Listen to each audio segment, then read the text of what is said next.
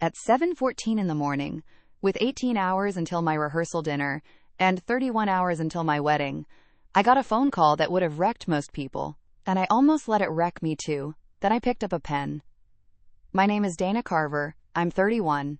I work as a project coordinator for a logistics company, and I plan things the way other people breathe, automatically, thoroughly, with backups for my backups. My fiancé Marcus calls my wedding binder my war manual. He's not wrong. Marcus and I got engaged 2.5 years before the wedding. A Tuesday night in October, in our apartment kitchen, over a pot of pasta he'd burned because he forgot he was supposed to be nervous. I said yes before the smoke alarm went off. That was very us. From that Tuesday in October to a Friday morning in late June, I had put 26 months of work into this wedding, not obsessive work. Methodical, careful, deliberate work. We had committed $47,000 total, 11 vendors. The venue alone was $14,800. The Hargrove Estate, a converted Victorian farmhouse about 20 minutes outside of the city. White barn for the reception, garden for the ceremony. A fully renovated main house with a commercial kitchen. Over 200 weddings hosted. 4.9 stars on Google. Their coordinator, Pam, had called me back within 2 hours every single time I reached out over 14 months. The rehearsal dinner was supposed to be in the Hargrove main house dining room, 42 people, caterer delivering at 5 p.m., rehearsal at 6, dinner at 7:30. The wedding, 88 guests, ceremony in the garden, reception in the White Barn, was Saturday at 4 p.m. I had $47,000, 26 months of planning, 88 guests flying in from 5 states, a dress hanging in a garment bag at my childhood home, and a fiancé asleep in the next room. And someone was telling me there had been a fire. I was in my parents' kitchen when the call came. My mom Elaine was making coffee. I had driven to my parents' house Thursday night because Marcus and I were doing the whole tradition of not seeing each other the night before. We counted Friday morning as close enough. I had a coffee mug in my hand. The one that says, "World's okay as camper." I'd stolen it from my brother Joel 2 years before.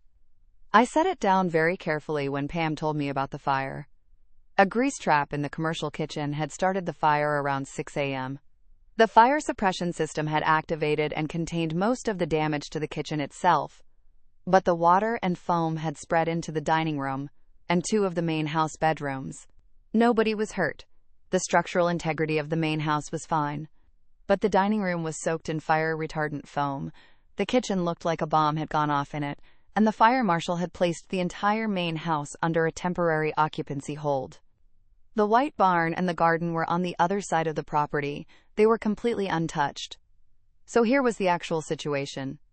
My ceremony space and reception space were fine. The wedding itself was technically still on. The rehearsal dinner venue, the main house dining room, was underwater, under a fire marshal hold, with 18 hours to fix it. Pam was still talking. Apologetic, professional, clearly shaken. She said she'd already called her insurance company. She was so sorry. She said the barn and garden were still available and she'd do everything she could. My mother was standing next to me by then. I hadn't said a word out loud. She'd read my face and put her hand on my arm. I said, "Pam, stop. I need 60 seconds. I'm going to put you on hold." I set the phone face down on the counter. My mom said, "Dana, tell me." I told her. Kitchen fire, dining room flooded, rehearsal dinner venue gone, 18 hours. She didn't gasp, she didn't cry. My mother ran a dental practice for 22 years, and she is not a woman who gasps. She looked at me and said, "Okay. Tell me what you need me to do." That was the moment I stopped panicking. My hands were still shaking, and I felt like the floor had dropped 2 inches, but Elaine Carver was looking at me like this was solvable. And she was right. I picked the phone back up. I told Pam I needed 3 things from her in the next 30 minutes. Written confirmation that the barn and garden were still available for Saturday. A partial refund on the venue fee, prorated for the main house portion. And Pam herself available by phone if I needed her to vouch for me to any vendor I called that day. She agreed to all 3 before I finished the sentence. First call after Pam. Marcus. I walked into the backyard so my mom couldn't hear. Marcus picked up on the second ring. That meant he was already awake. That meant he was nervous about the wedding and hadn't slept. I said, I need you to not freak out, and I need you to trust me. He said, Dana, what happened? Not a question, a statement. He knows me. I told him. He was quiet for 4 seconds. I counted, and then he said, what do you need from me? No panic, no catastrophizing, just, what do you need? That is why I am married to Marcus. I told him to make sure his family didn't hear anything garbled, that I'd be calling his mother Renata within the hour once I had a plan, and that his one job right now was to keep his groomsmen calm and available to help move things if needed. He said he'd handle it. Now, here's what I had. I had the Hargrove barn and garden for Saturday. Confirmed. Still standing, untouched. Good. The wedding was on. The rehearsal dinner was the problem. 42 people. A caterer already prepping food. 7 hours until they were supposed to start delivering. And a fire marshal who might not even lift the hold on the main house by then. I opened the war manual. I keep a section in the back called Backup Contacts. Vendors I identified during planning who could have worked but didn't because I went another direction. 4 pages long. Marcus has called it excessive at least a dozen times. At 7:31 a.m. on a Friday morning, it was my lifeline. I needed a space for 42 people, sit-down dinner, available by 5 p.m. for setup, with a kitchen or at minimum catering access within 30 minutes of Hargrove Estate. I made a list. 3 options. Option 1. Riverside Pavilion, a park event space about 12 minutes from Hargrove. I'd toured it 14 months ago during my original venue search. Prep kitchen, not a full commercial setup but functional. Capacity 80. I had the direct number for the events coordinator, a guy named Dale, because I'd called him 14 months ago and saved his contact in my phone. Option 2. The back event room at Cartwright Brewing, a local craft brewery 8 minutes from the estate. Capacity around 50 for seated dinners. They sometimes allowed outside vendors on a case-by-case basis. Option 3. My parents' backyard. I put it on the list because I had to be honest with myself. Large, flat, workable, tents, tables, every folding chair within a 20-mile radius. The nuclear option. I called Dale at the Parks Department at 7:38 a.m. He answered, "This is important," Dale answered. I explained the situation in under 90 seconds. Fire, hold, 42 people tonight. I told him Pam from Hargrove would confirm everything if needed. I asked about Riverside Pavilion. Dale said it was booked for a retirement party at 6. That party was 30 people and the room held 80. He said, let me call them. He called me back at 7:52. 14 minutes. The retirement party had agreed to share the space. They were using the south end of the room. We could have the north end and the adjacent deck. Dale would waive the emergency booking fee. We owed the standard rental of $375 and a $200 refundable deposit. I said yes before he finished the sentence. I had my credit card out before I said it. One problem solved. Now I needed to know if my caterer could work with the Riverside Prep Kitchen instead of the Hargrove Commercial Kitchen. I called Greta at Bellows & Company at 7:55. Greta is in her 50s and has been catering events in this region for 23 years. When I told her what happened, she didn't say, oh no. She said, okay, what's the new venue? I told her Riverside Pavilion. She said she knew it. She'd worked there twice. The prep kitchen was tight but workable. She had already planned to prep most of the food at her own facility anyway, because the Hargrove kitchen timeline had been tight. She said she could make it work. I almost cried. I did not cry. I had 12 more calls to make. Next problem, setup. The rehearsal dinner had a decor plan, white tablecloths, simple centerpieces, candles, string lights. All of it coordinated by my day of coordinator, Simone. 38 years old, meticulous, 11 years in the business, also not answering her phone. I called her 3 times between 8 and 8:15. Voicemail every time. I found out later she had been at the Hargrove estate since 6:30 a.m. because Pam had called her before she called me. Simone was already on site, standing in the water-damaged dining room, taking photos and making notes when my calls were going to voicemail. She called me back at 8:17. I've got the centerpieces in my car, she said. The tablecloths are in a plastic bin. They're dry. The string lights were in the barn storage. What's the new venue? I told her Riverside Pavilion. She said she'd driven past it 100 times. I texted her Dale's number and said I was counting on her. She handled everything from there. By 8:30 a.m., I had a venue, a caterer, a coordinator, and a plan. Then my maid of honor, Priya, called me. Priya's 30, has been my best friend since 7th grade, and has the energy of 3 people with the organizational instincts of someone who probably stress dreams in spreadsheets. She had gotten a text from Marcus's cousin about some fire thing, and was already calling hotels near the estate to see if any of them had event spaces, which I had not asked her to do because I was already handling it. I told her I had Riverside locked in. She said, "Okay, what do you need me to do?" I needed her to call 20 of the 42 rehearsal dinner guests and give them the new address. Just the new address. Nothing had changed except the location. I would handle the other 22. I needed every person who got that call to hear a calm, confident voice, and Priya's voice is always calm and confident. She had her copy of the guest list because I had given everyone in the wedding party a copy 3 months earlier. Of course I had. We split the list and started calling. The calls were mostly fine. Marcus's Aunt Renata, 58, warm, but prone to dramatizing, immediately said, "Oh, this is a sign. This is a terrible sign. Maybe you should postpone." I said, "Renata, the wedding is absolutely happening. The fire was in the kitchen. The barn and garden are perfectly fine, and I need you to be in a good mood tonight." She apologized 3 times and said she'd be there. Marcus's college friend Dev, flying in from out of state, needed the new address loaded into his GPS, and somehow that took 4 minutes, because Dev cannot operate a navigation app without someone walking him through it step by step. I genuinely love Dev. Dev is a disaster with technology. By 10 a.m., all 42 guests had been notified. Then I found out about the flowers. For the rehearsal dinner, I had ordered simple arrangements from a local grocery store's floral department. It was the rehearsal dinner, not the main event. I wasn't going to spend a fortune on flowers for a room we'd be in for 3 hours. The order was set for pickup at 11 a.m., to be taken to Hargrove. The grocery store floral department had the Hargrove estate address on the order. A teenager who absolutely meant well had already dispatched a delivery driver to Hargrove because they decided to be helpful and deliver early. The driver showed up at the Hargrove estate at 9:45 a.m., saw the fire trucks and the fire marshal's vehicle in the driveway, and panicked. She called the floral department.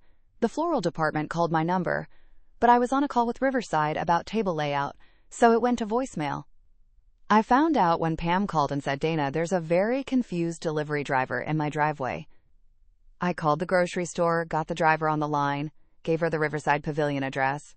She arrived at Riverside before Simone did, and left the flowers with Dale, who put them in a utility closet so they wouldn't wilt in the heat. You cannot plan for a confused delivery driver. You just deal with it and move on. At 11 a.m., I sat down at my parents' kitchen table with a cup of coffee that had gone cold and went through my checklist. Rehearsal dinner venue, Riverside Pavilion, confirmed, deposit paid. Caterer, Bellows & Company, confirmed, adapting to new location. Day of coordinator, Simone. Already at Riverside with the tablecloths. Guest notifications, complete. Flowers, redirected, at Riverside. Minister for rehearsal. Pastor Greg, who was doing the ceremony itself, just needed the new address. I texted him. He replied with a thumbs up emoji, which is very Pastor Greg. Parking, Dale.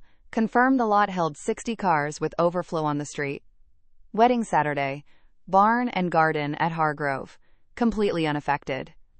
I had one remaining problem, and I had been deliberately avoiding it for 4 hours. The wedding cake. The cake was being stored at Hargrove. The baker, Margot, assembled her cakes on site from tiers she transported separately, and those tiers were currently sitting in Hargrove's walk-in refrigerator.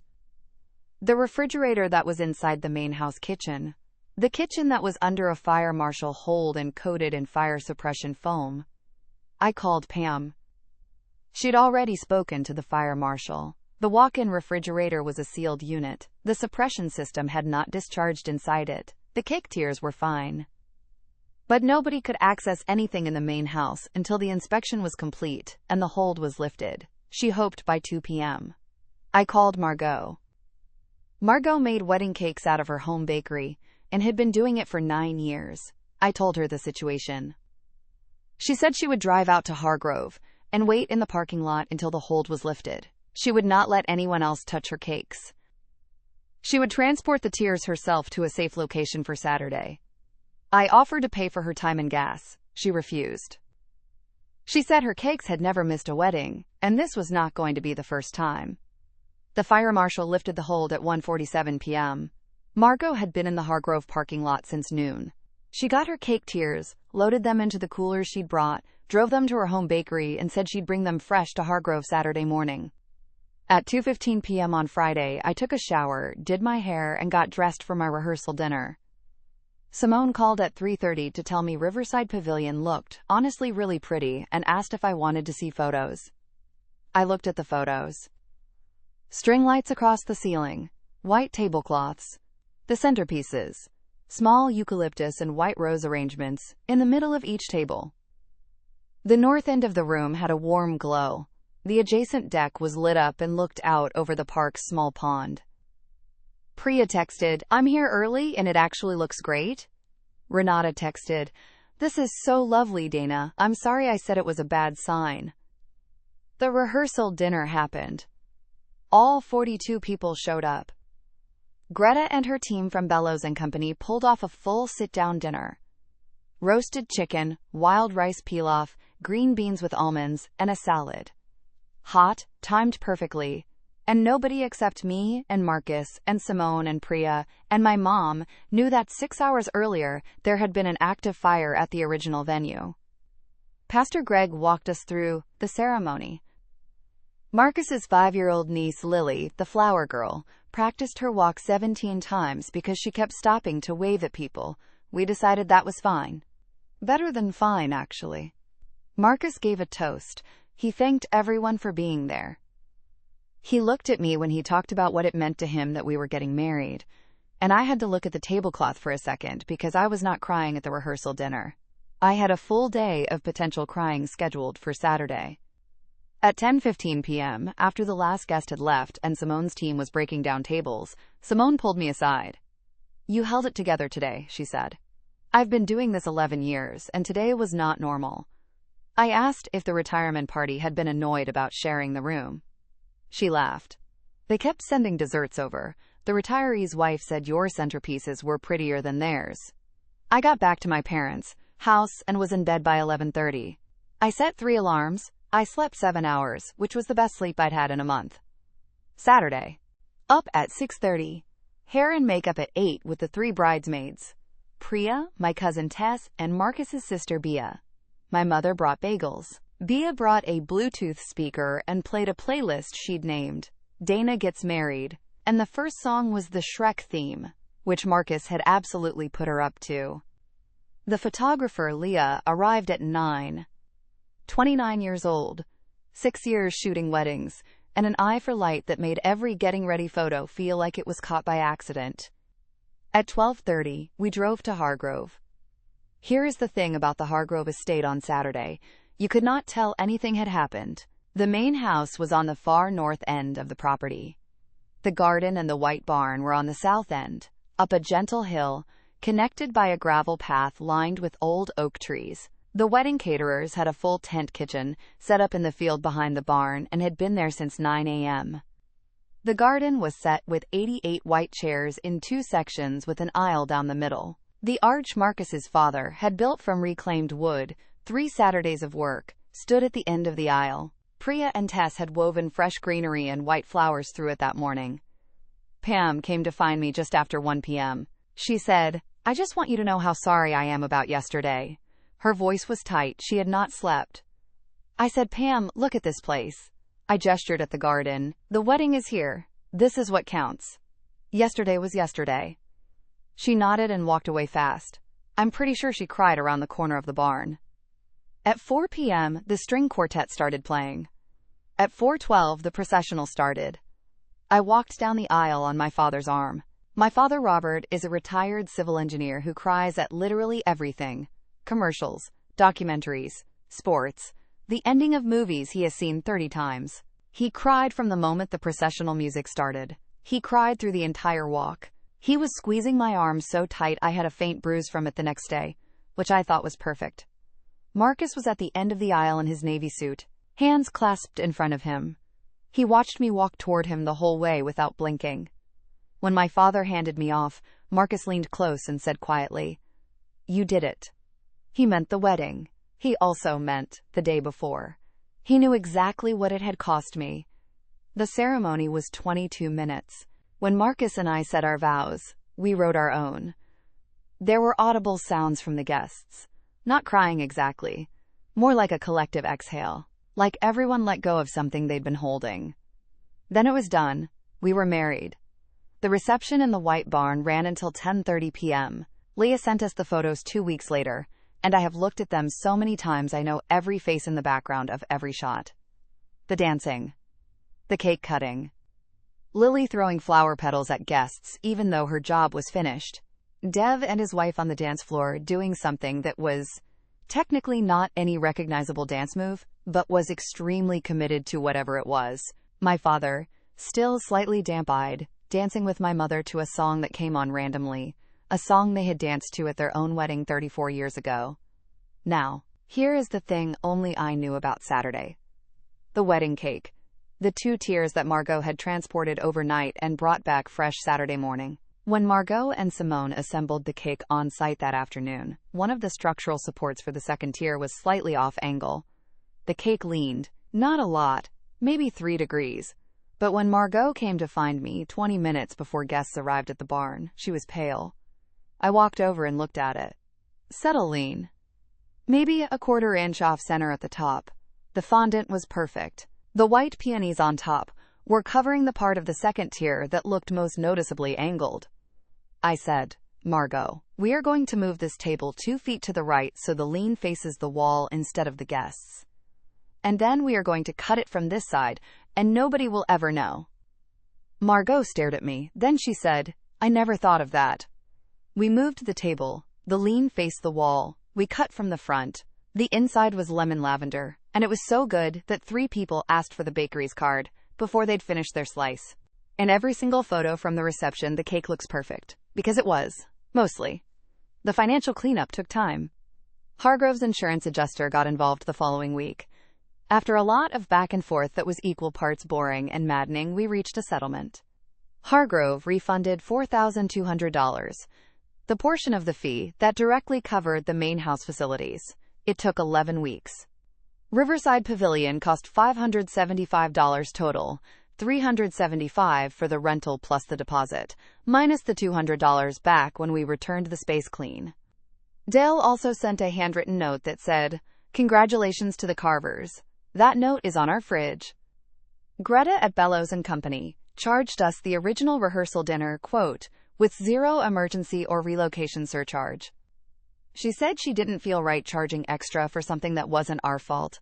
I sent her a $100 gift card, a 5-star Google review that took me 45 minutes to write, and I have referred her to 3 people since the wedding.